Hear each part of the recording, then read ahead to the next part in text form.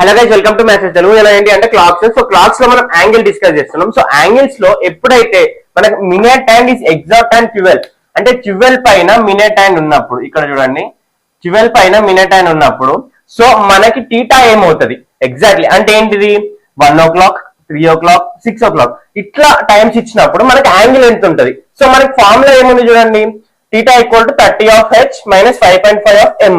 So ఇక్కడ ఏంటి minute hand అనేది ఎగ్జాక్ట్ గా 0 degrees ఉంది అంటే మినిట్ హ్యాండ్ అనేది నెగ్లిజిబుల్ అవుతుంది.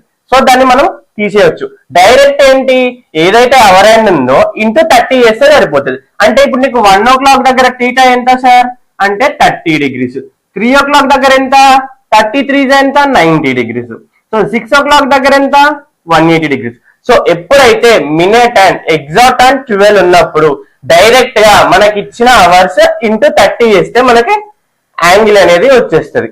So thank you.